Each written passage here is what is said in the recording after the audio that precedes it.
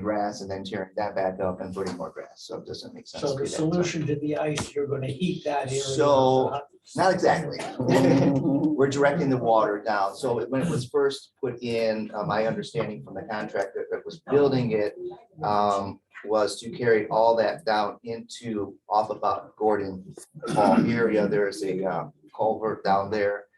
It's just not working as it's supposed to. So we're gonna reconfigure that area there to draw that water off the path, and then we'll receive and get that all fixed up. That looks like it's gonna be in the late summer, fall time. There is the concrete work. Talking with the contractor that we do our repairs with, concrete is through the roof right now. It is so expensive. Walking the community, I was addressing some of my concerns with him. He assured me that what we can do in the meantime in some of the areas is to fill some of the cracks that are not a tripping hazard, get those sealed up, try to, weigh this out a little bit longer to see if that concrete price comes down enough to make it, we can have more work done with the same amount of money instead of just doing two pieces. So, Jim, yeah, did you say seal the cracks that are not a tripping hazard? yes. And Yeah, what so about there's- the ones that are a tripping hazard? So we're gonna have to grind those down. Yeah, so I cannot, concrete is like 3 to 4 times the price of it usually is right now. And with the fuel charges and the labor charges and the concrete charges, it's overwhelming to get the concrete done. So they are not in a state of crumbling apart to where we need to do something like immediately. So he is going to go through and seal up some of these cracks. And some of the other ones we will be grinding the edges down, getting those sealed as well.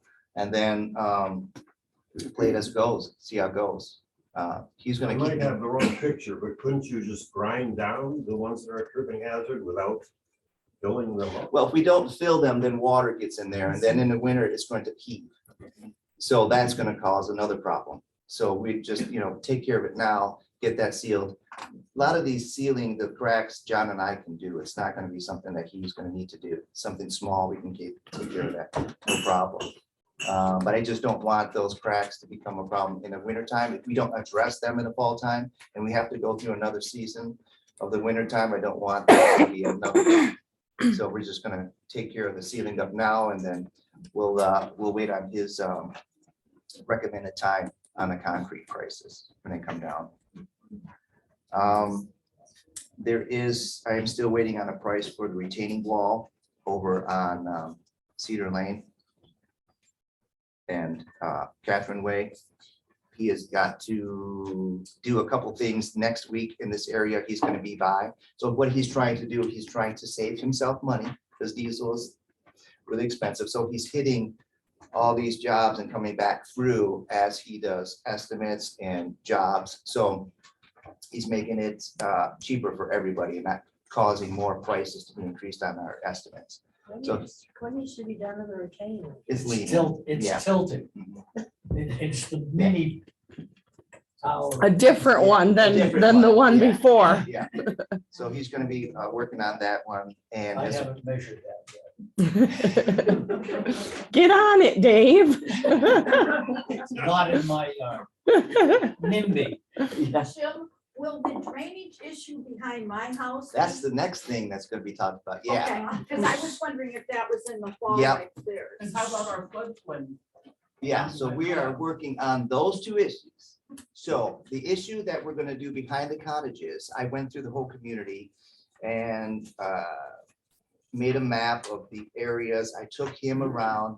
He suggested a lot of behind the areas, it's more of a standing water issue for sun not drying it out than it is whisking that stuff away.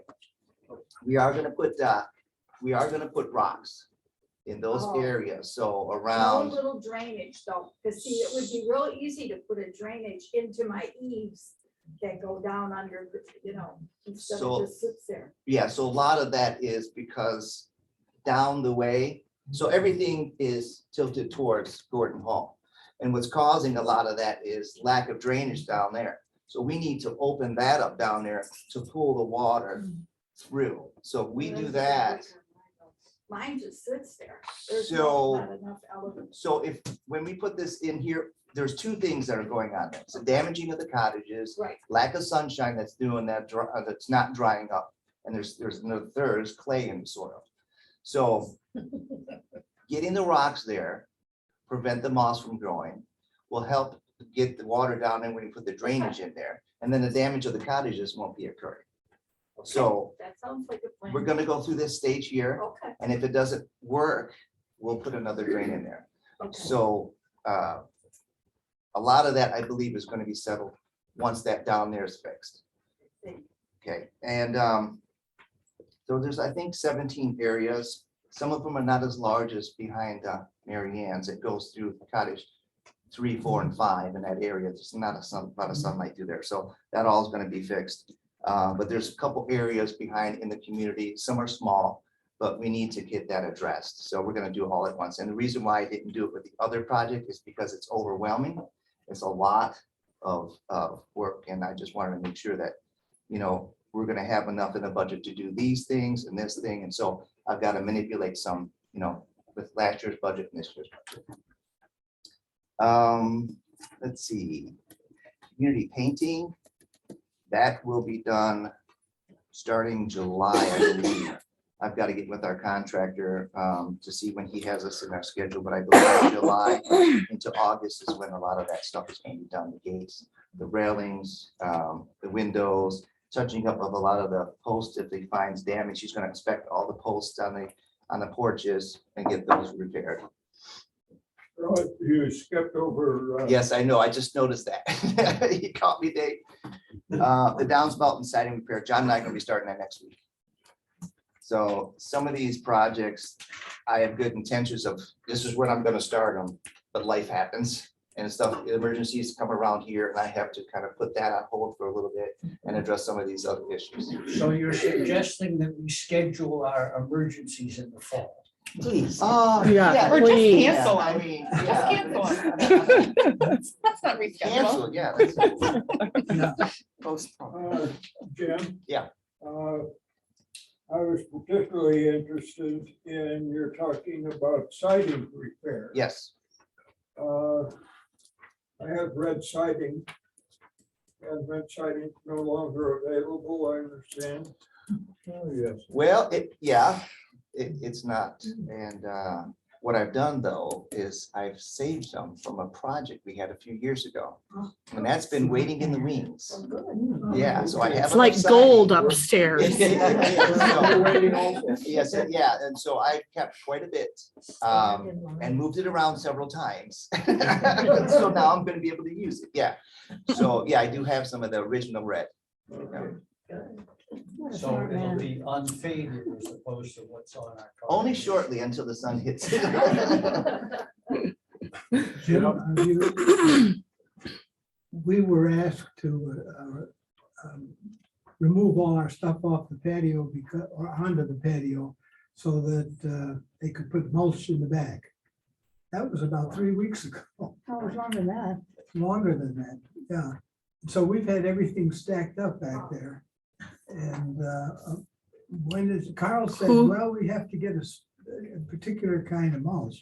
Yeah, who told you to remove it from your bird I think stuff? Yeah. Because I was waiting to tell you when to remove it, when I got that go I ahead from misunderstood Nancy. you. I thought that was a command to be immediately. Oh, no command, stand down. You can get Not away with it yet. now. The command has not been given yet. So we can put it back down again, then get it back up? Well, that would be up to you, but how about I check in with Nancy today and see? Okay. Yeah, but yes, that in your area, there is a different kind of mulch, which takes longer to get, so. Oh, yeah, bigger pieces or longer fibers or something. Something very technical in the mulch world, yes. Yes, let me check in with her today. Okay. Alaskan yellow cedar instead of Michigan. Thank you. white cedar. That's- Jim, I want to say it's a pleasant surprise for the mowers to come on the day that they're supposed to come. And they trimmed the back area. Far back area. All right. So that's best. And I told them to go up to that mailbox on Island Lake. So, yeah, so hopefully, let me know how that works. If not, we'll, It's not far enough. it's not far enough. I was afraid of that. But But improvement. improvement, we're gonna have And it they creep were down. accommodating. Yeah, so that's, Great. yeah, that's good. Yeah, so we'll, I'll probably bring my trimmer in on Monday. And try to figure out how far we need to go so that I can tell them, hey, you need to go 20 feet away from the Mhm. mailbox. So, yeah, I'll probably do that and then clear that out so we can all see. Because it is a little, it was getting, yeah, it was getting a little high even for me.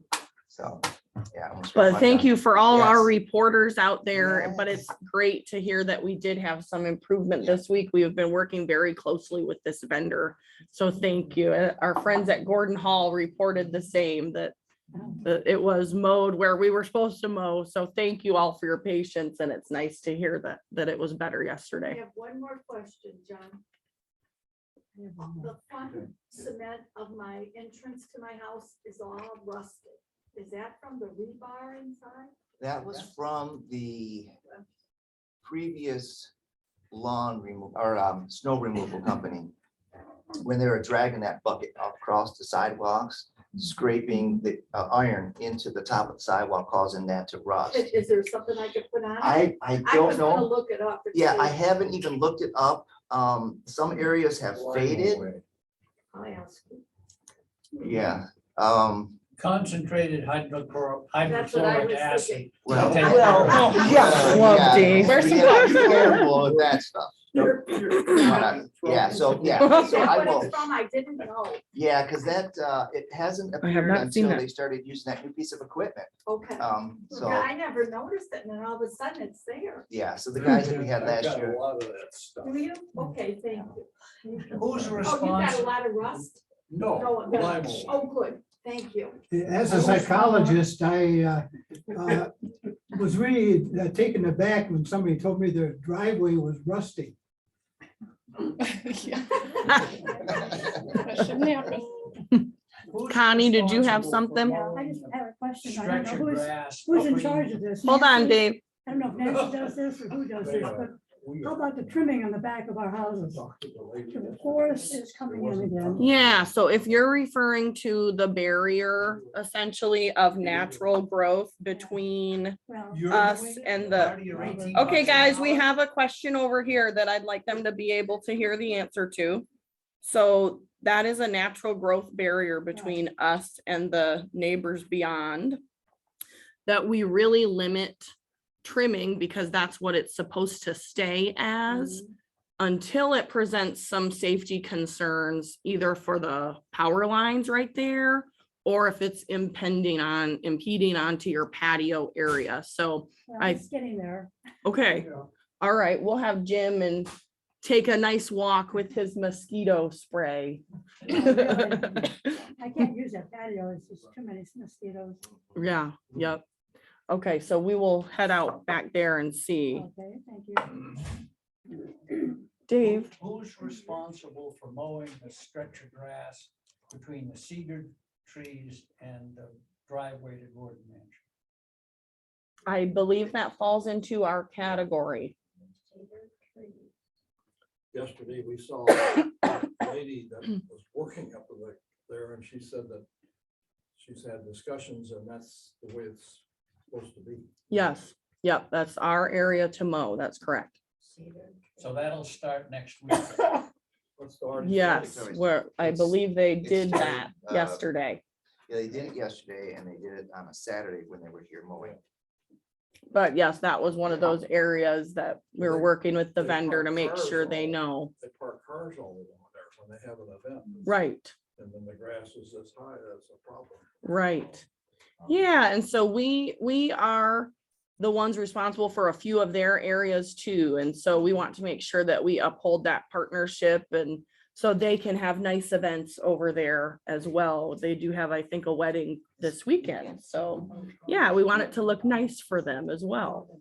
Marge? Do they have permission to park their vehicles anywhere they choose, or do they follow our standard procedure of only on the outside of the drives? Are you referring to Gordon Hall folks? Referring to the guys who cut the grass. Oh, And their multiple vehicles that they bring. sure.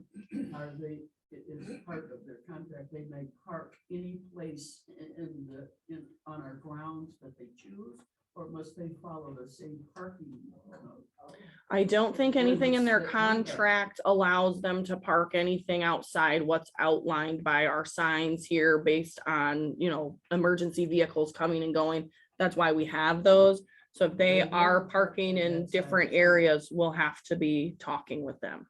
Yes, yesterday they brought everybody. They had the 4 giant trucks and 10 people. And they did the whole thing in 2 hours.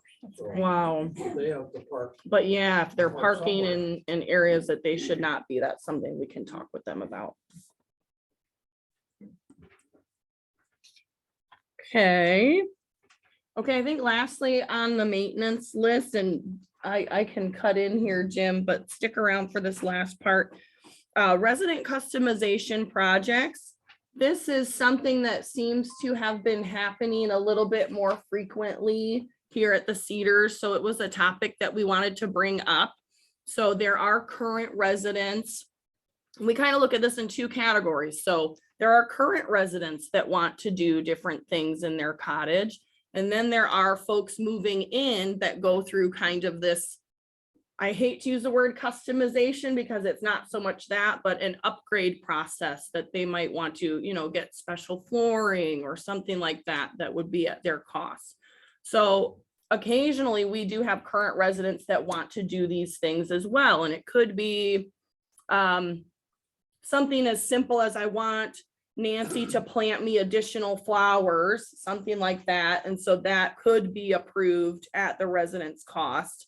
A good example we did last spring, summer was Mr. Drake. We did a patio extension.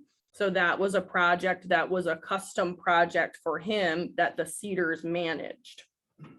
So it seems like just these kinds of things are coming up more often. So we thought it was a good time to bring it up.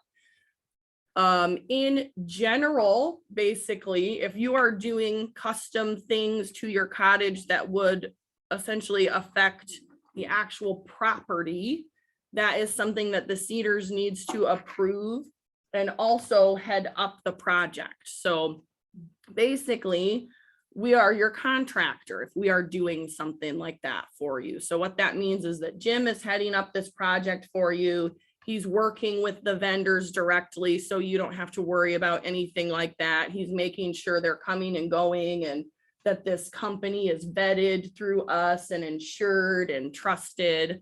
Part of that also is that we do get different prices from our vendors than what you would if you worked with them directly. So something that does happen when we have these kinds of projects is called a management fee. So a management fee is essentially a percentage fee that we are accommodating for our time. So essentially, Jim's your contractor, we're accommodating for his time, and that's what that management fee means. We don't ever want anyone to be caught off guard by a charge that they are receiving, but it has come up in the recent past. So we wanted to be open about what does that management fee mean, but also what's the benefit of that for you. If you were working with a contractor directly, you'd be looking at a 25 to 30% management fee, whereas here at the Cedars, ours could be anywhere from 10 to 20% dependent on the project. This is a great topic for Nicole to be here at too, because she has the kind of high level view of, we do this at all of our communities. And is there anything that might be nice to add on that? I would just say that it's a standard operating practice. If you go to any of the life lease communities within Brio Living, they're all managed internally. And a lot of that has to do with not only making sure that we can bargain on the pricing for each of you, but really the liability insurance on the properties and making sure that what you're delivered is a high quality product so that when you go to move out, we don't come in and feel surprised by something that might have been altered and is going to need to be torn out or something like that. So it's fairly standard. It works, in my opinion, very well. I think because Cedars is only 12 years old, it's one of our youngest properties. We're just starting to move into this, Mhm. but some of our older properties, this is very standard and they're doing it all the time. But this is for things that are not what I would call routine maintenance. Yes, absolutely. Correct. And then if it's other than that, then we're charged so much an hour. Is that correct? Yeah, so it's interesting because basically if we do something for you in-house that is not a standard provided service by the Cedars, let me think of, okay, you bought an exercise bike, but you can't put it together. So Jim and John come in, they help you put it together. You'd pay a labor that I think it's the $45 an hour. Yep. So you just pay the labor on that. Now, if Marianne says, I want to, please don't do this. I don't want a shower. No, that's too easy. Something like, I don't want a shower glass door anymore. You know, something like that, where we have to bring in another vendor or maybe 2, 3, 4 vendors. That is where this is a resident custom project that we would have to manage. Okay, Marge. Where do those fees appear? On our monthly bill, out of pocket, to the vendor, for you? Good question. So the labor charges, some of you have probably seen these labor charges on a monthly bill where, it'd be just like if you had a meal credit overage, if you had a charge for an activity, which we did in May, if you saw something like that, it would be, labor charge would be right there. And then I put a little note in there, what it is. But a custom project, you would be receiving an actual invoice for separately that would be outlined all of your costs to be paid to the Cedars of Dexter, but separately from your monthly fees. Good question. Okay. All right. Is there anything else for Jim? We're going to let him get on with his day. Get out of here, Jim. Thank you, Jim. He's like, adios. Run. Okay. All right. So usually we start with the activities portion here. So we'll get back to the activities, and I am scrolling down on the agenda for our folks at home. Okay. Some upcoming things for June, and then we will look ahead a little bit too. So June 14th, this coming Tuesday, we have the patio men's luncheon. So in May, our ladies enjoyed the tea, and now in June, we will be with our gentlemen outside. Excuse me. Gentlemen or just the men here? Well, Well, the yeah, men. exactly. You're all gentlemen. So yes, that's Tuesday. We did pull that sign up sheet. So I can't tell you how many we have. I saw it on my desk, but 20? about 20. Great. So we'll hopefully be outside. If we can't be outside, we will adjust and do that inside. So that is Tuesday. What is our dress code? The ladies have hats. That's a good question. What can we come up with for you? It's not that kind of party, Paul. Wear the sunglasses. Yeah, we'll get out those Daisy sunglasses again. Just explaining what I'm reading for a moment. Okay. Okay, all right. So June 21st, we have the Creature Conservancy visit. So this is their Zoo to You program. This is a wonderful organization in Ann Arbor. So a lot of you that have been here for a while remember when the Leslie Science Center would come and bring these crazy animals like hawks and snakes. And so it is the same kind of program like that. So they are bringing in, I believe, 6 pretty exotic animals. One I never heard of. Yeah, a skink. We'll find out. It is not skunk. It is skink. I think it's some kind of lizardy type thing. A python, a sloth, an armadillo, Oh, wow. I think a hedgehog, and a opossum. Yes, a possum. So I'm excited. And also my son is excited because Cameron is now out of school and I've been telling him that he can come and see the animals. So it'll be interesting setup, how they require us to be set up. We will actually have to be in the main dining room because they like to have it set up in a large circle. So that is June 21st. I think the start time is 2 o'clock on that, but check your calendar for the accurate time. We're looking forward to that. Linda? Does that mean you can bring guests? Like you said, you were bringing your son. Yeah, let me know, just so I can make sure I have enough set up, because Like Logan. Grandchildren. please let me know in advance Okay. so that we can make sure we can fit everyone. Do we have a sign up sheet for that? Yeah. Okay, great, great. Please use the sign up sheet, because I will say that for the safety of the animals and you all, their setup is very specific too. So please use the sign up sheet. And we're looking forward to that. Okay, and then wanted to let you know about just a couple little changes. The June book club is actually the May rescheduled book club. So that's June 22nd. You all will come together and talk about your current book, and we hope to have a new book for you there as well. So that's June 22nd. And then also a reschedule is Hymn Sing. So Hymn Sing decided not to overlap with Chef Mark's barbecue. So Hymn Sing is June 23rd. We did confirm that. So it's changed on the big calendar, but we want to make sure that everybody knows about that, and you'll get reminders in your email And too. the sign up sheet is for the 23rd. Sign up sheet is for the 23rd. Okay. All right.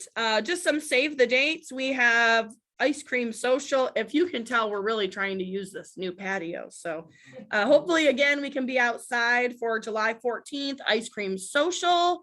I believe last month we informed you of the patio happy hour and concert on July 19th with Marcia Gale. And we don't know what buddy she's bringing this time. She always brings somebody else to do something with her.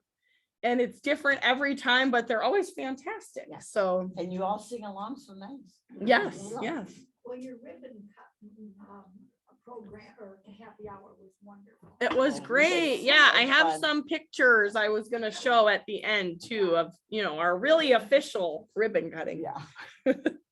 And then looking a little bit further ahead into August, I hoped to, well, I haven't nailed down their program yet.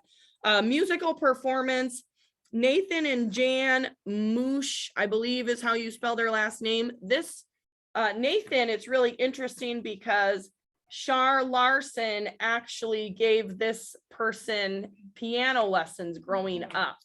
So Shar has remained in contact with this family and has seen them perform recently, I believe at her church. So we reached out and they will be coming here to do a performance. Now, this is a bit different from the patio happy hour concert. It's more of a classical feel. So that will be inside where we set up Hymn Sing so that they can play the piano there. So August 3rd, let me tell you the time of that. August 3rd at 4 p.m. And that, of course, will be on your calendar as well. So we're looking forward to that. And that was one of those resident recommendations. So that was great. I have another pending recommendation, a musical performer from the Langs. So if you are out and about at your church or attending these different events and you think, oh, well, maybe the Cedars residents would enjoy this too. We always like hearing about that. Some we can do, some we can't do. We love it when we can. So this was one of those. So that's exciting. And a little personal connection to Shar. So that's very neat. Okay, any questions about anything, activities or events? Just wondering if the conservancy could be on the patio. if weather I permits. did ask that. They do not like having the animals outside. We did ask that because I was really trying not to rearrange the whole dining room. But yes, they cannot be outside. They get away. Mhm. They get. We can't let that sloth escape. Should be Hopefully able to we're catch faster Yeah. than the sloth. We'll have plenty of time. We'll have plenty of That's time about to think me. about it. Yes, quick, get the sloth. Okay. Does that remind you of anyone? Okay, dining reminders. We do have a dining update reminder in July. I don't have, or I'm sorry, a dining update meeting in July. I don't have that date right now, but you'll see it on your calendar. And just a quick reminder for Chef Mark's June barbecue, our first of our summer barbecues. So he is doing one in June, July, and August. So the first one is June. 13. Well, the RSVP date is June 13th, but the actual barbecue, one of us is gonna get it here. That's right, Thursday, June 16th. So yes, you make your reservations just like you normally would there in the portal, except a little bit different because we do need to know that a little bit in advance on June 13th, because we did say bring your guests. If you want to bring guests, you can. So please make those reservations so we can plan accordingly. And when we have an event like that, that's more buffet style, it allows us to accommodate guests. So we're excited for that. The meat choices for the ribs versus chicken online, when you make a reservation, do you have to designate which meat you like? It would be very helpful if you did that. And I don't know that I talked about that with Anne Marie and Mark actually, but I would say if you note it, it's helpful. It's very helpful. All right, because it didn't ask for that, Right. online, and so I wasn't sure. Afterwards, it dawned on me, usually Chef Mark asks you to RSVP meat choice. I Right. guess I can go Thank back you. in and make under special instructions. You know what? The nice thing too about your RSVP being by June 13th is they'll be able to go through those. And if they had to call somebody, that's probably what they will do. Yeah. Because we didn't make that clear. So I'll make sure we cover that for the next round. Well, and there wasn't a sign up either, a hard copy, right? It had all to be Correct. done. Yep. Online. Daryl? We had a conversation with a server last night that left me unsure whether or not we need to reserve the patio specifically for eating. I mean, if we make a reservation to eat, is that sufficient to say when we come in, we'd like the patio, or do you Yeah. have to put it in the reservation? Good question. And just so folks, I had forgotten to be repeating questions for the folks at home. If you couldn't hear the question, it was online. If you're making reservations, do you need to request the patio specifically? You don't have to do that. You can always just show up and decide right then and there. That's fine. We don't run into the problem of running out of seating outside. So if that ever changed, we would look at doing that differently, but we understand that that's weather permitting too, or maybe you just change your mind. So yeah, you can make a game time decision for that. Okay, we continue our hiring journey for our servers. So we have had some of our kids resign a little bit early than we thought because of different summer opportunities that have come up for them before they go off to college. So we are continuing to hire servers, at least 2 more. And we do have extended offers and training beginning for 3 servers right now, one of which is a familiar face. Some of you might have seen a much smaller version of Hayden Kelly, one of James's sons from when they lived here at the Cedars. But I can tell you he shot way up. He is not how you would remember him, but he has also been a volunteer for us in the past, helping with to-go orders. So it is neat that Hayden already has some knowledge of the kitchen back there from helping us through our to-go days. And he's excited to be getting paid for that soon. So he is starting next week. So a familiar face you'll see. Mary Ann? This is probably, I mean, it is under dining, but are we allowed to take out on Sunday? Can we order online and take out? Yes. Oh, see, Yep. I didn't realize that. Thank you. Yep. Question was, can you do takeout orders on Sunday? Yes, you can. Okay.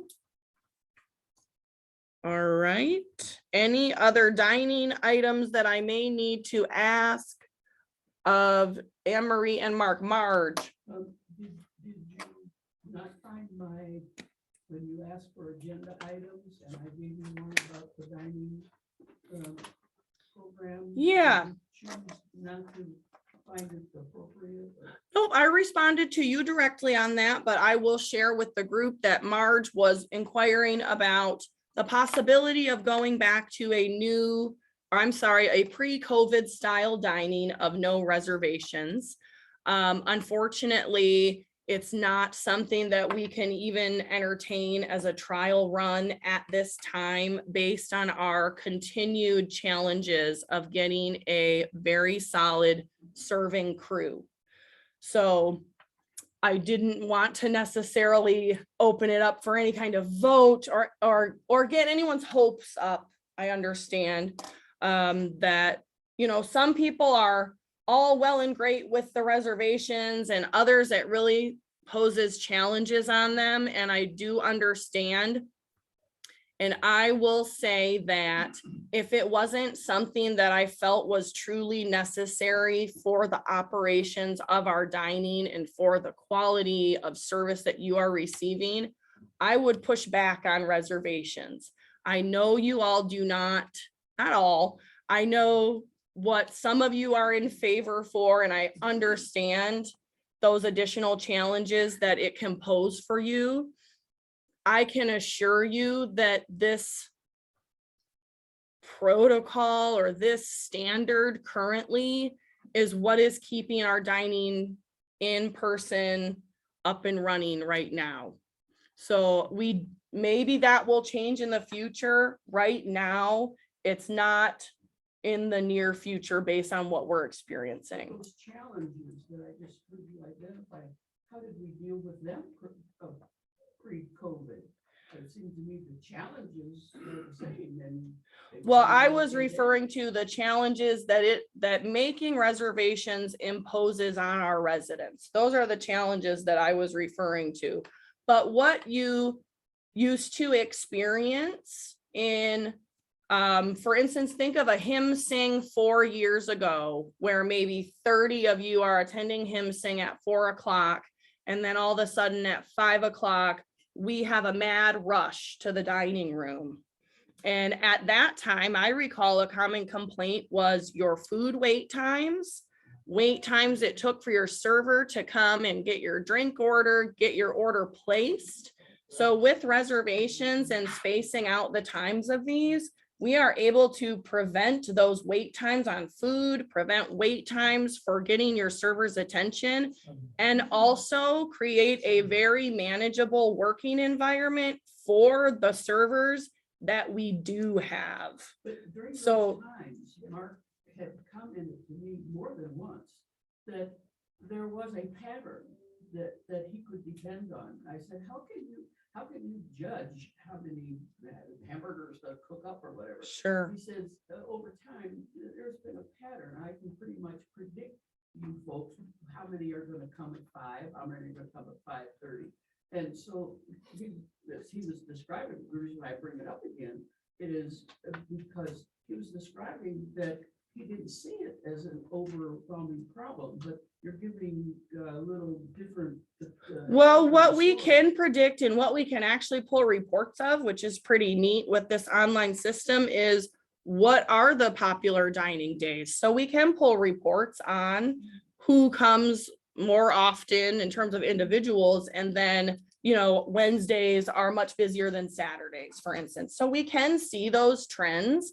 which is nice. And so we can predict a little bit of your habits, but I will say that many habits here of our residents have changed in that more people are also doing to-go orders as well. Of course, because it's the next simplest option that we had. Sure. And so you can get into that routine. But I think what I'm trying to highlight is we may be able to predict all of your habits because you're quite habitual, which is great. What we can't predict is our workforce. So we can't predict if we're going to have all of the servers that we scheduled. I can't say it enough that our workforce has really changed. So it is much harder for us to find people. It is much harder for us to get them on a set schedule and trained to the point where they need to be. I will tell you that we are budgeted for 5 servers every night at dinner. We almost never have that. So if we were at a consistent point where we were using our budgeted servers, 5 people every night, we could have a conversation about no reservations. Is what we're doing here, what happens on the campus over there, Prairie Cottages and the villas? and that? Yep, They make yep. So reservations. Anne Marie had implemented Okay. this program at a pretty strategic time, honestly. So all of our other campuses are experiencing reservations, online portal, especially in that independent living section. And that's Yep, correct. That's the case shore to shore. Cook Valley Estates, who I would say is the most like, Cedars of Dexter, has the exact same system for all of the same reasons that Natalie outlined. Joe? I really like the reservation system on the internet. It gives you a plan for your week. And because we all have separate interests, or you might have plans to do something else. But in the long run, I know it's a cost saver because you can plan your purchasing based on your pre-demand and pre-ordering. Under the circumstances that you have to go under to order food without knowing how many units of this item or that item you're gonna purchase for the week, without knowledge of how many sales you're gonna have, you're gonna end up with waste and loss. Yeah, and I'm sure. That's a different story. I think it's really important. Yeah, and I was going to say, I'm sure that Anne Marie and Mark could speak to that piece better than I could. But what it does help us with staffing, of course, but even with your reservation, because I heard you say something, it helps you plan out your week. I've had residents kind of express that, I don't want to plan out my week on Sunday. So or it changes. So we do understand that. What I urge you to do out there, if you are really experiencing challenges with, making reservations or canceling them or coordinating who to come and eat with, come and talk to us. We can help you troubleshoot, help you come get some tips and tricks that we've learned from other residents who have really mastered this system. We want you to be able to dine with us. We want to make it as easy as we can with what we have right now. So if you come to us directly we will find some kind of assistance that we can, even if it's just some additional tips and tricks for navigating this. Louise? And train our children to be not involved. Oh. If they want to do something, say in the morning of a night that we have a reservation, can we just go to the computer and cancel that, or should we call a kitchen? You can do it either way. So Louise is asking if plans change and you need to cancel a reservation, you can go on the portal and cancel your reservation, or you can call us as well. You can call that cafe direct line. And if they don't answer, they'll get a voicemail too. So Jane. I even hesitate, but. It's okay. On Wednesday, my son was eating with me. He was my guest in the dining room, and I love our servers. I mean, I just think they're wonderful and so forth, but and we laughed about it, so it was not a big deal, but since you mentioned training, I just wanted to ask this question. We were eating and we were, I guess maybe halfway through our meal, and our server came and said, do you all want boxes for that? You know? Ready to go? And, so I said, we're still eating and we're probably gonna finish it, you know, and, so she said, okay, just wondered. And, so then, we were laughing. I mean, my son said, was just we were laughing about it. And, so then it wasn't 5 minutes later, that she came back and asked if we wanted dessert, or if we wanted dessert to carry home. You know, so it just kind of tickled me because it sounded like it was just an immature thing. But I was wondering in the training, if they are told to, you know, rush the diners, you know, make sure that they get them out, you know, get them out. So That is not typical in the training process. I can say with confidence. well, I'm pretty sure that was the case, but I just wanted to Yeah. clarify. Yeah, we don't ever want you all to feel like you're being rushed out in any way. So, Bill? Is there an explanation why we didn't get a 7% increase in our food allowance? Good question from Bill. So I guess in July is when your increases will begin. So the increases, and this may be a good spot for Nicole too, but the increases that we place on you all are to cover the costs of goods and services that have increased over the past year. Dining specifically, you all know that we have seen food costs skyrocket. We have to pay our team members more than we ever have before to get them in here. So the increase that you receive is to cover the inflation of all of those things. If we turned around, and there are some years where you've received an increase to that dining credit. This year was not one of them. Because if we turned around and provided you more dollars to spend in dining, that's going to be less dollars to cover that increase of goods and services that we have been receiving at a rapid rate. So it doesn't make sense for that program for us to provide you with more dollars. Is there anything to add on that? No, I think Natalie did a great job. Dining, when I think of the dining credit, think of it as a direct pass through, right? So say it's $200, we will charge you $200 for that dining credit and you'll spend $200 in the dining room. Where you'll see the increases is not in the dining credit, because if we were to increase your dining credit, it would still be a pass through. So if we wanted to add $20 more to the dining credit, then you would pay $220 for your dining credit. But where you see the increases, and I think this is really important to be transparent about, because the cost of food, many of you that are tracking inflation and what's been happening, is far exceeding the regular percent of inflation, which is already incredibly high. So food, and that a lot of that is based on fuel. If you think of how often they have to deliver food to our communities, it is a huge percent increase. We're talking up over 15%. Where you will see that increase is the menu prices will go up. Just like if you and I were to go to Jimmy John's right now, I took my daughters last night, it was $42 for 4 of us to eat at Jimmy John's. I was stunned. So Wow. the same way that you're seeing the increases happening in restaurants today, you will see that happen at Cedars of Dexter.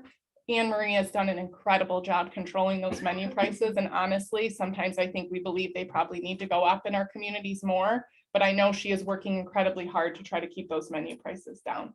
But a 7% increase to your fee would not be applied to your meal credit because that's a direct pass through. You will pay for exactly how much dining credit you get, if that makes sense.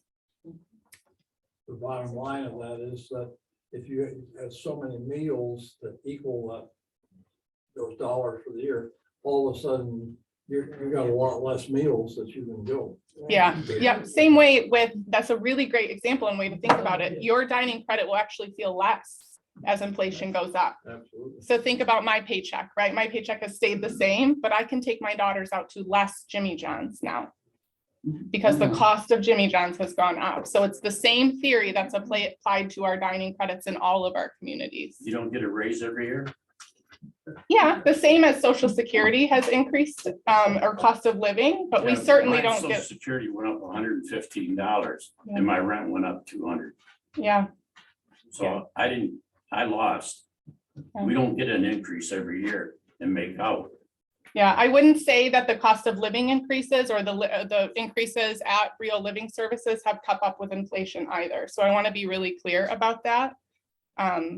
So I think that's happening to a lot of us in this country right now, that our increases in what we get are not keeping up with the cost of inflation. No, right but now. you can make up some of your fees in your upfront entry charges. And you can raise Yeah. those anyhow and anywhere and any way you want them. That would ease the burden on the people that are already here to some extent and who dealt with those regular inflationary increases in their building their own personal budgets. Yeah, that's a really great question. So I'm glad you brought that up. Let's talk a little bit about entrance fees and how fees are set in general. Go ahead. Yeah, I wanna, the thing is, when I came here, Mr. Kelly was the person that really helped me with my cottage. And I remember when all of us and Natalie, we were at the table and my daughter asked, now, what are the increases? Because we know every year. And they said, oh, it's between 0 and 3%. They said 1 year in 2008, there was no increase. So when I got the 7%, that was a shock, because that is the range they gave us, so I don't get it, but anyways. Yeah, so those are two separate questions. So I'll try to be brief on both of them. So you are right. Up until this year, our increases have stayed between, I would say, 0 and 4%, short Yeah. of shore for our My communities. typical answer for that was generally, and I added the word typically, we see increases between 3 and 5%. That was part of my personal sales process, I will say. So even for Jackie and I, it's difficult when we see 7%. Shoot, that's, that hasn't been in my typical answer. So that's something that is hard for us too, as we try to operate as ethical people, of course. And I've stopped using percentages. It's based on generally on inflation. You can't give, it's a different time now. We can't give a percentage. We don't know what's ahead. For those of us of an age that remember mortgage rates in the late 70s of 18%. I got that. I remember that too. Yeah, 10%, like first house. yeah, that's, Rate on my mortgage. yeah. I'm a Wow. professional with We might be back good to that. job. Yeah, Now you're- it's been as low as 3%. Yeah. 2.75. Yeah. No, that's inflation. No, Should but we get to that, time. entry fee question? Yeah. So, and the other thing I would say about rates and how they're set, it's kind of three things that creates the rates. There's expenses that go into that. There's the market, what's happening in our market of senior living. And then the third one just flew out of my head. I will think about that. Oh, and the state. That's really, really important. As life lease residents, we take our percent and we take them to the state for approval, and so that there's awareness. So I want to make sure that you understand that. Real Living can't just willy-nilly choose a rate out of the sky. We have to take it to the state every single year and get approval based on what's happening in the market and with inflation. So one of the questions was about entrance fee. Why don't we just raise all the entrance fees and put it on the backs of new residents coming in? One of the single biggest reasons is that market. We could make them whatever we wanted. We also have to have approval from the state, and we have to be competitive. If we did something like that and said, let's keep our rates low to our current residents and increase the rates for the entrance fees incredibly high, we wouldn't be competitive in the market. And that would in long term hurt our community. The other thing is about entrance fees. We don't just keep all of those dollars. They're amortized over a 5-year period of time. So we may collect some of that a little bit every year over 5 years, but that isn't going to help the cost of dining today. And often there's a refundable portion, as many of you know. So The other thing about entrance fees, and you may regret asking this question, it's probably way too much information, is that entrance fees help fund our capital needs as well. So that's not the expenses that have increased through inflation, but when Jim's talking about painting and these things that we need to reinvest in our community, a lot of our entrance fees are going to cover those. So that's what you should emphasize when you're having people enter into the system is, don't put your purse away. You're gonna need it every year for some reason or other. So just plan on it, and then no one will be disappointed. Because now it feels like we're carrying on our backs either both past sins and future expectations. Oh, Can I give a further explanation to you, Marge, and to everybody? Now, my wife and I are recent members here, almost 3 years. If we look back on where we lived prior to coming here, and you were to take a economic adjustment in your cost of living in your former homestead to the period of time you're living in now in this establishment, you would find that your cost of living would be increased enormously in your old domicile because of the increase of taxes, utilities, operational costs, maintenance, goes on and on and on and on. In retrospect, across America, in the people that I know with experience, this is the most phenomenal senior citizen resident in the country. We are blessed to be here. We have to understand that this is a 501c3 organization that returns to us all their profits. We shouldn't question them, although we need answers. Yeah, well, It's a two-edged sword. It is.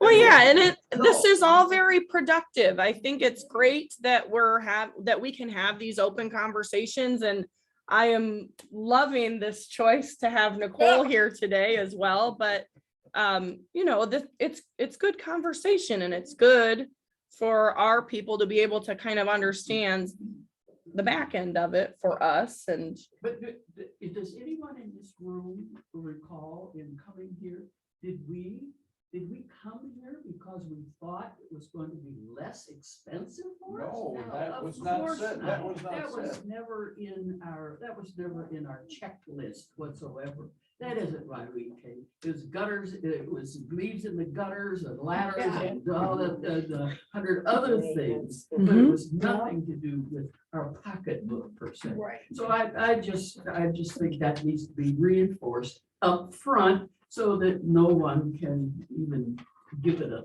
thought that, okay, I'm home free now forever and ever. yeah, that's a very good point. And I think after this year, I think our whole sales team will probably approach that conversation differently for many, many years, the 0 to 4%.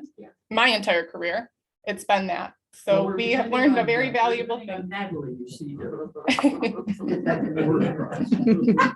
John, Maybe to put a lid on this, as prospective residents for a long time, and we knew what the rates were when we first became prospective residents. We saw what the rates were when we came here.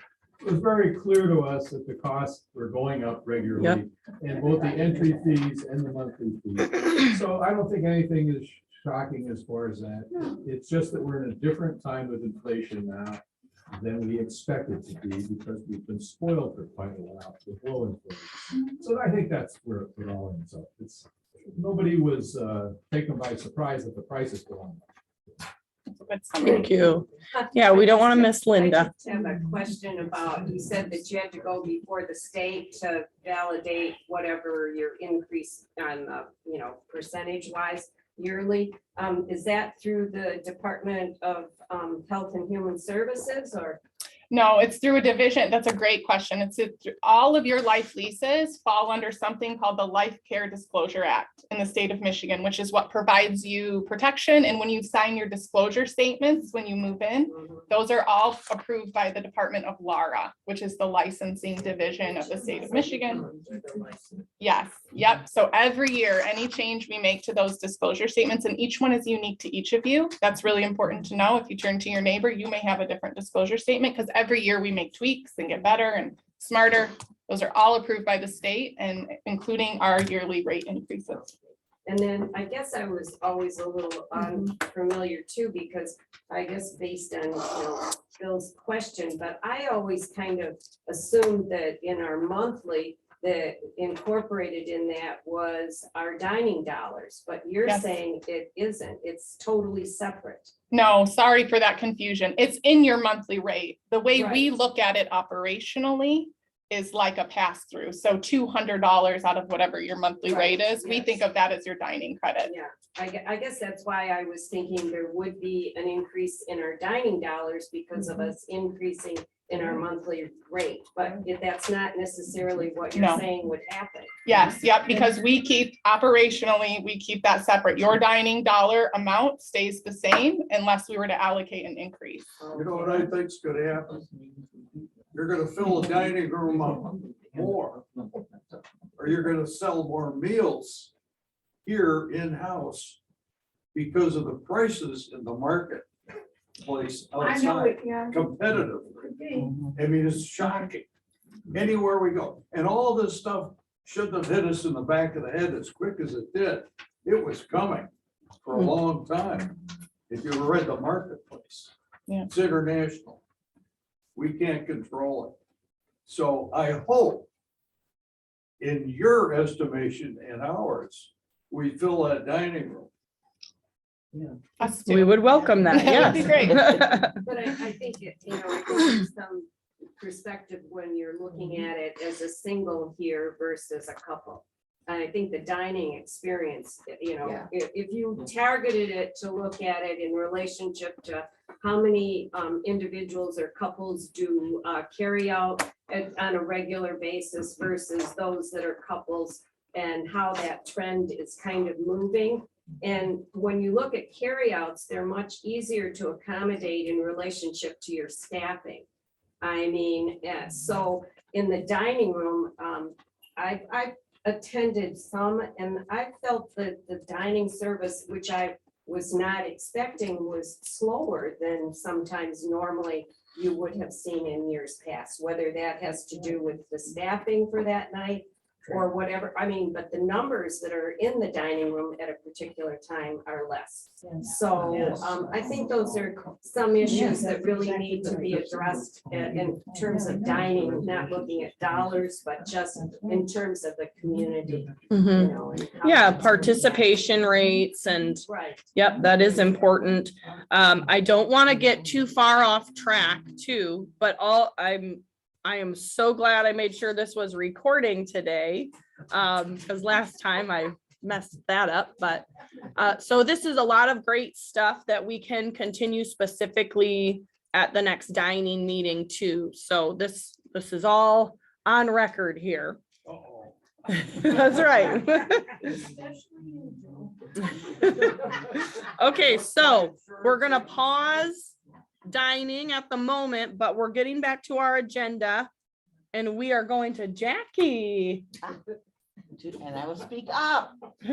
My grandkids would laugh if they found out Natalie had to tell me to talk louder because at the ball games, my daughter has to tell me to be quiet.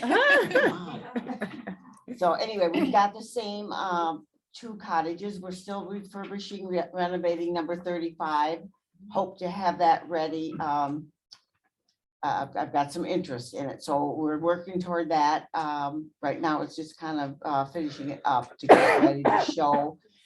And number 11 will be a move in August 1, and she is delightful. You'll love her, Paula. She's thrilled to come.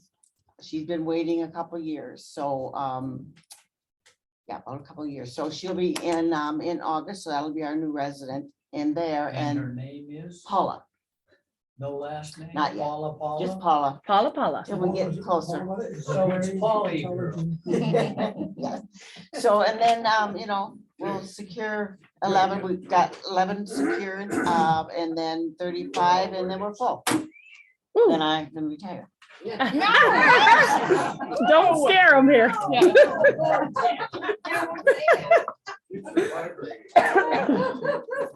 I think we let you know about our sponsorships last meeting too, but of course Dexter Days in August, and then the Farm to Table Dinner, which is also in August.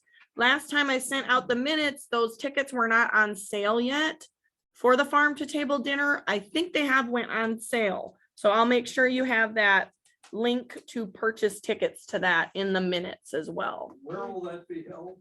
That will be held at a really neat venue in Chelsea called Robin Hills Farms. Oh, I've heard of that. That's Yeah, great. so they are hosting the 5 Healthy Towns Farm to Table Dinner, and I'll make sure you have the link to get tickets to that. Can you refresh my memory on the dates for those 2 events? August 21st is Farm to Table Dinner, and Dexter Days is August 12th and 13th. And I think we had a question in the back from Ralph. Yeah, what exactly is the farm table dinner? Yeah, so it's really neat. So it's through the 5 Healthy Towns Foundation. The 5 Healthy Towns are, gotta remember this, Dexter, Chelsea, Stockbridge, Manchester, Grass Lake are the 5 healthy towns. So the 5 Healthy Towns Foundation annually works with their farmers markets that are put on every year in those 5 healthy towns to put on this farm to table dinner, which features local chefs, Chef Mark being one of them, featuring basically the farm fresh food that the vendors provide at the farmers markets. So it's always a phenomenal meal. We got connected to it the last time they did it 3 years ago at Gordon Hall. So it was hosted next door. So that was the first time that Chef Mark participated. And he's participating again this year. But so it's neat because you see other chefs from other local establishments. So I believe one of the chefs from Silver Maples is doing it, but then other local restaurants too. So it's kind of this mix of chefs that come together and work with local farm fresh ingredients. And the dollars that they raise for that goes back into the local farmers markets. So it's a very neat community event and being held at another neat local place. So You know what the price will be? I'm trying to recall the last time about ticket prices. $75. Is that current, Heidi? Super. But you get a great meal, you get to check out a great local place. And of course, it's all going back into if you go and enjoy those farmers markets. So that's what they raise the dollars for. Okay. So adjusting our agenda for our folks at home. Okay, I have a few things on my update here. Just wanted to keep you in the loop that position we have been letting you all know about the past couple months here, the transitions coordinator. That position is posted, and that is the position that the Cedars will share with Chelsea Retirement Community. So they are reviewing candidates for that right now in hopes that they will be starting as quickly as possible around in July. So that's exciting for us. We still don't know, we have to wait to get the person in here to determine, what will be their typical days at the Cedars and all of that. But the idea is that we have that person here on site, whether it's 2 half days or a full day, so that you all get to know this person. And really their main goal is to help our independent living residents here, as well as at CRC, help with any transitional needs, whether it consists of a short or long-term need. So it could be, hey, I'm having my knee replaced and I need help coordinating the care that I'm going to need afterwards in terms of the rehab, or will I stay at Kresge for a time? So it's kind of this go-to person to help you navigate those kinds of care needs, whether it's long-term or short-term need. We're very excited about that. Okay. Faith in Action update. Just I threw this back on here because I think a lot of you maybe attended the open house this week that was at their new location. And just a reminder that well, some of you might not know, I talked to some of my shoppers directly that we do have June and July food pantry shopping dates to deliver the food pantry needs through the Meyer gift card. So I haven't checked that sign up sheet to see if those are all filled, but if you are interested in that, let me know. I'd be happy to give you some more info. But we're excited that they're up and running. And they gave us a nice shout out, I'm told, at the open house. So that was neat to hear. It's a nice partnership we have. Joe. How could we donate non-perishable food, sealed, wrapped, that is unused by ourselves, that we don't need anymore, or just want to donate? Yeah. How do we do that? So a few different things. We used to have a donate bin out in the mailroom, which now that we're shopping again and going there on a regular basis, there's no reason we can't have that back out in the mailroom.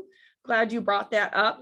But then every so often too, we do, depending on what they have going on, usually they'll reach out to us before a holiday and say, we're going to have an influx of people coming to us for these, 10 items or whatever, and we'll do a specific food drive. So we've done that here in the past, but I'm glad you brought that up because we can get that bin out wherever that bin ended up. And it just sat right in the mail room where people hang their coats, and people would just kind of randomly bring a can or something that they could donate. A wicker basket, I'll bring it in. Okay, we're gonna check for our bin first. Oh, okay. Yeah, because we had one with a nice little sign on it and everything. Somewhere. What's that? It's with the red sign. It's upstairs with the red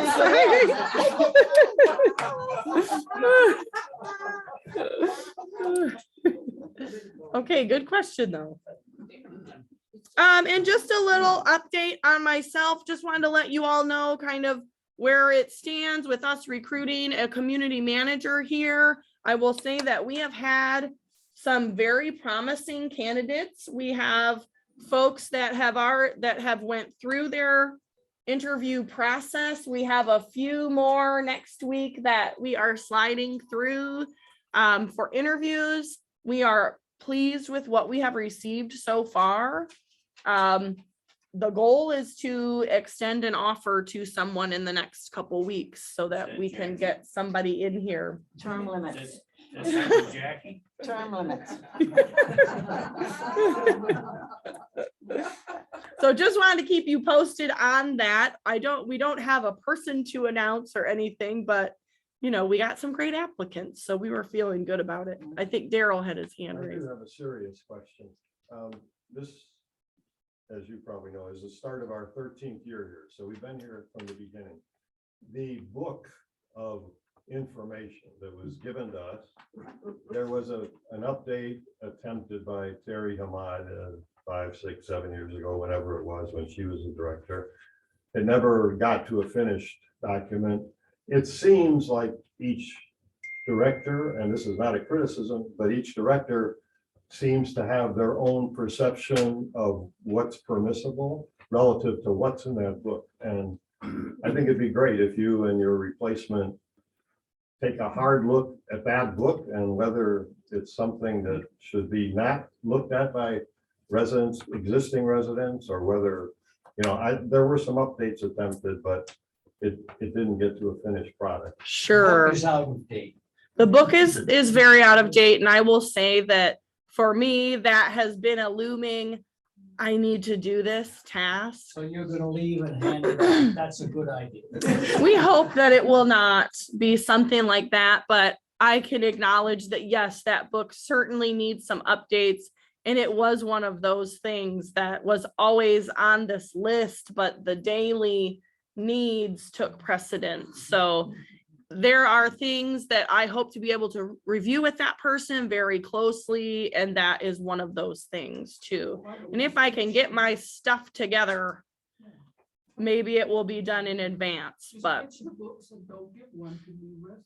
Well, really what we live by here ultimately is your life lease agreement.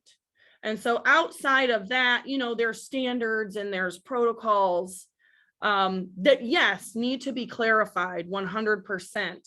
But the really important stuff, what we do feel is covered, at least in the life lease agreement. So. And the other piece that's going in now that we added was the code of conduct, client code of conduct that has a big list of the not permissible. So that was a nice addition. So that kind of extends past the life lease and makes some things very clear that are not allowed here. Sure. Okay. I think we are to Nicole, and I didn't have bullet points for her, but she has great stuff to say. Well, my goodness. That is a big setup, Natalie.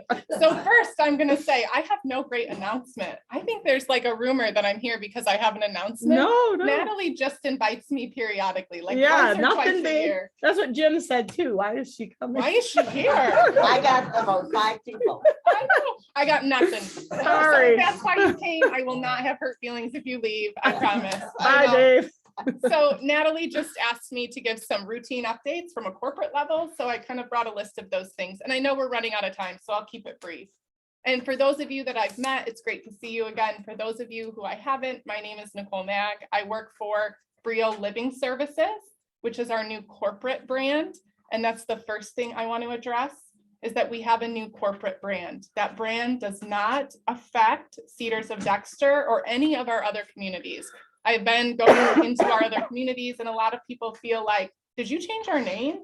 No, not at all. We would not mess with the names of each of our individual communities, but our corporate division was UMRC and Porter Hills, Inc. It was just way too much to say. So we are now Brio Living Services, and we are the management company for all of our communities. So I want to make sure I'm clear on that. And every so often you get really cool shirts. What about a cap like that one? We might have a raffle here, so stick around. Shirts that came up to here and they're on our own. Yeah. Is that where it went on you? Because it went down to here on me. I don't have many shirts that do that. So. Yeah. It was 3/4 like a length. cute 3/4 It's a baseball shirt. Yeah. Yeah. They all wore them at our patio. Oh, Yeah. so- I want to show a picture too. Hopefully we have time for pictures. Tom, those are called push-up sleeves. There you go. I So don't do push-ups. Me neither. So my role here at Brio Living Services is that I have the privilege of overseeing all of our communities shore to shore. And we have 14 total. And we range from HUD housing, Section 8 HUD housing, all the way up to our high-end independent livings. There's actually an entire division of our company that's run by another person, which is our home and community-based division of our company. And it's actually really interesting. They make up about 50% of our total revenue as a company. So I think oftentimes we think of our company as a bunch of retirement communities. We're really much more than that. And we serve people in their homes, out of their homes, in the homes we create. We're very, very diverse as a company. So a couple of the updates, I want to talk a little bit about home care because I think this one is important. Natalie talked about the transitions coordinator, which is a really cool role. We have it in a couple of our other communities and it's proven very, very successful. But one of the other things that is coming over to the east side, as we call it west and east often, is our home care division. So within Brio Living Services, we have a division of our home care called Porter Hills Home Care. I wish we could name it something else, but after going through one name change, we'll leave it alone for a while. But essentially what Porter Hills Home Care is a 5-star rated home care agency that's owned by Brio Living Services. So when you have home care needs, you will be able to use a company within our company. So more to come on that. I think a survey will be coming out shortly. And they did receive, they had a presentation here. Perfect. So I think that's one of those exciting things as we start to bring things together and offer more services for our residents shore to shore. that I'm really excited that CRC and Cedars of Dexter will have access to. From things that keep us up at night, things that we're focused on as a company, Natalie talked about it earlier, but workforce, number one thing on our radar. If you would have asked me a year and a half ago or 2 years ago, Jackie and I would have said COVID, hanging in there with COVID, but we really went from one crisis of COVID into another. And that's the worst staffing crisis I've ever seen in my career, and our industry has seen in a long time. So we have about, this is a surprising number, about 250 open positions in our company right now, shore to shore. And that isn't out of the ordinary. If you think of how big we are, that is a huge focus of what we spend our time on as a corporate entity, and what we're constantly planning around is workforce planning. So I was going to shift a little bit to the building here at Cedars of Dexter. And one of the things that we believe in corporately is that we will have something called a capital needs assessment for every one of our buildings shore to shore. And what that does is it allows us to plan into the future for the capital needs of our communities. And Cedars of Dexter just had its very first one. So as we become 12 years old, it's important for us to be able to plan for the future of what this community will need from a capital standpoint. So we just recently completed that both for CRC and Cedars of Dexter. All of our other communities have one that exists today. And it ends up kind of being like the long range strategic roadmap for the maintenance team as they plan for 2 years from now, 3 years from now, 7 years from now, what will we need? So we're really excited to get the results of that capital needs study back for both CRC and Cedars of Dexter, and use that to be more strategic as our community starts to age. The other hot topic, as much as I just wish, oh, go ahead. Yes, a question on the capital needs assessment. Yes. Was there any attempt made to ask residents what their perceptions were of what potentialities we had for capital improvements? Yeah, it's, I appreciate where you're going with that, but the capital needs assessment is done by an outside independent, and it's based on the building needs. So it's not aesthetic needs or input from residents. It's simply what buildings and capital things are going to wear out at what speed. And it's pretty clinical in nature, I would say. So we hire an outside firm to come in and do that. What, did any of them visit the interiors of our cottages? Yep. Yep, they went to several dwellings. Several. Okay. Yep. And it's very in-depth, so it'll take weeks and weeks to get those results back. We have them, like I said, for other communities, and they're very, very helpful. Just like any best laid plans, they don't follow exactly, but it allows us to be more strategic about where we're going to need to invest. Will we see that? The capital needs assessment, yeah, I bet Jim will give some summary of it. You probably don't want to see it in its entirety. It'll be a huge spreadsheet that'll actually have a software system that we'll use to manage it. But I bet Jim will give an update as to kind of the highlights. The other thing that we still contend with is COVID, which it kind of breaks my heart to think about that we still have to think about this today. Luckily here at Cedars of Dexter, none of you are in mask, which is so wonderful to see. That actually isn't the case in all of our care areas. So believe it or not, in any of our care areas, shore to shore, there's still big requirements for testing and for mask wearing and for vaccinations. So those three things have been huge in our planning and what we've been working through. The requirements for all three of those things that still, believe it or not, exist today. And in fact, you have to still screen.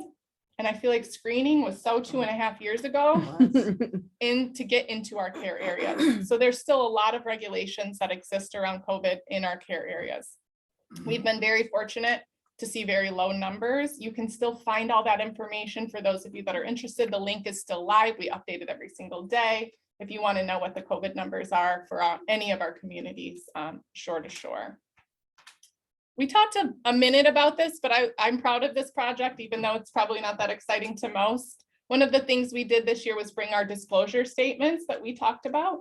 We have 4 of them, total 4 life lease communities. We took all of them and we laid them out and we made them the same, shore to shore. So for us administratively and as a corporate entity, that makes us much more efficient. As we take these to the state every year, we were updating 4 different versions of them. And so that was a big project that we undertook last year to make sure all of our disclosure statements match shore to shore. So if any of you decided you wanted to move to West Michigan and you moved over to Cook Valley Estates, your disclosure would look very similar in that community. And I say that in jest, but we just recently had a Cook Valley Estates resident move all the way over to CRC. And so it is still very shocking to me when I see Evie in the halls at CRC. Sure. So it does happen. And then lastly, probably the single hottest topic here at Cedars of Dexter is Natalie and Natalie leaving. And I will tell you, as heartbreaking as it is for you, it is for me as well. As when I came to the UMRC family, Natalie was at Cedars of Dexter, and she really taught me the way of Cedars of Dexter. And I'm so incredibly grateful to her for that. And I'm so sad for our community here. Thank you. And we know that she's going to stay with us. So that's the only thing that gives me comfort. I'll still get to hang out with her just on the marketing side. And in fact, I'll get to see her probably much more because she'll be doing marketing for all of our communities. So the fact that she stayed with our company gives me great comfort. But that also means we are now in the hunt for community director. And you can imagine I tried with Jackie, but after going through COVID with Natalie being on maternity leave, I don't think I could convince her to do it.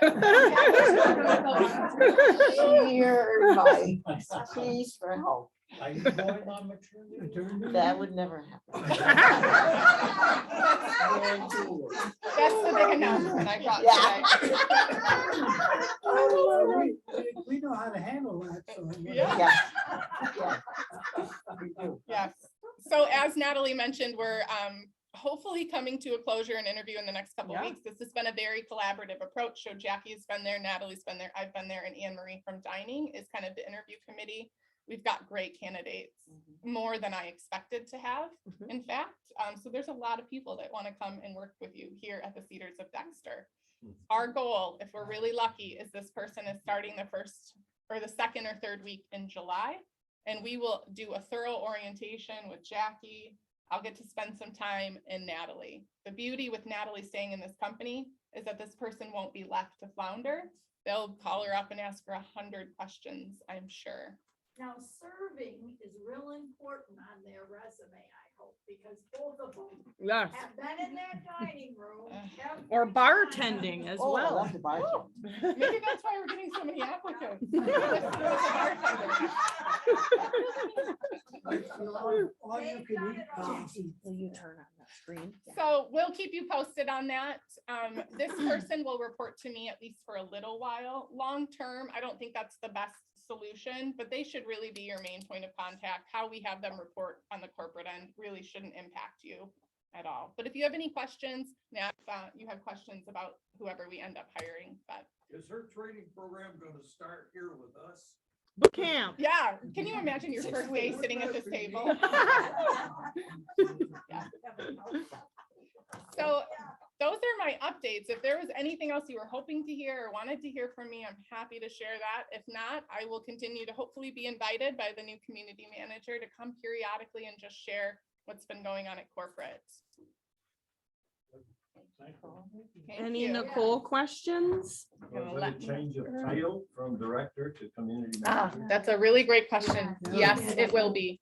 So that's another streamlining. So I think Natalie's official title is Executive Director of Cedars of Dexter. This will be a community manager. And the reason for that is it matches the other similar positions throughout our company, so that we can have a streamlining of the job description, of the wage reviews, more to that efficiency piece.